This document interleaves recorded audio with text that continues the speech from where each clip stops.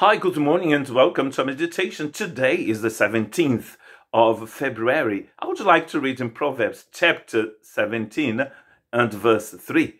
The crucible for silver and the furnace for gold, but the Lord tests the heart. So I would like to talk today about perseverance. And for that, I would like to read in Romans chapter 15 and verse 4. For everything that was written in the past was written to teach us, so that through the endurance taught in the scripture and the encouragement they provide, we might have hope. So how can we have hope? Through the encouragement that we have from the Bible, from scriptures, from the revelation that God has given us. And here we find a key for perseverance is the endurance. The endurance that we have from scriptures. And God sometimes is going to use the trials and tribulations so we will have that endurance. If you are going to run the Paris marathon, or if you're going to go to the Olympic games and whatever games, you need that endurance. You need to practice every day. We hear that some of these athletes, they've been practicing since they were 5 to be able to get a gold medal in an Olympic game. I walk in the Camino in the St. James's Way here in Spain. I live in France, but I live near Spain. And I know that before I start walking there for like 10 hours a day, I have to walk 2-3 hours from time to time when it's not rainy or snowy here in the Basque country where I live, to prepare my body for that. So God is preparing your soul, your spirit, to face life, to face trials and tribulations.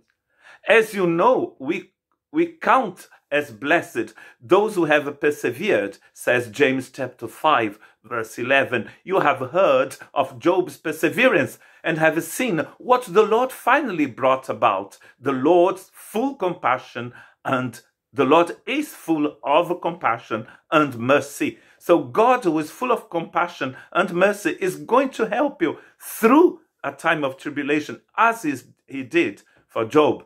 And then Job developed that perseverance.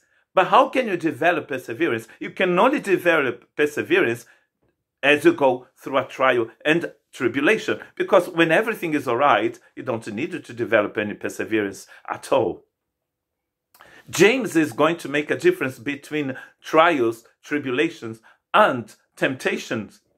Though some people say that it's just the same word, but there is a difference between a positive and a negative tribulation. The negative one is called temptation, and temptation can only produce death, separation from God. But trials and tribulation can produce perseverance.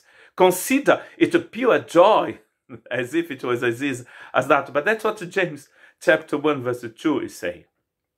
What is the pure joy? My brothers and sisters, whenever you face trials of many kinds, like a flower bouquet, that's the idea here. It's different. There are different flowers in that bouquet.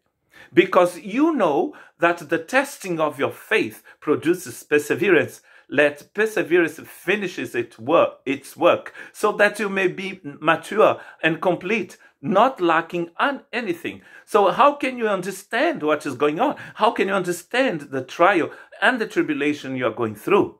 The persecution maybe you are going through because you are a disciple of Christ. So God is going to give you something extremely important that James is going to talk about in James chapter 1 verse 5.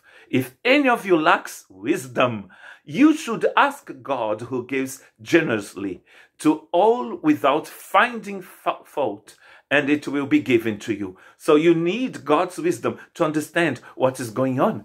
Because the goal of tribulations is actually to prepare you to persevere, to fill you with God's perseverance. God bless you.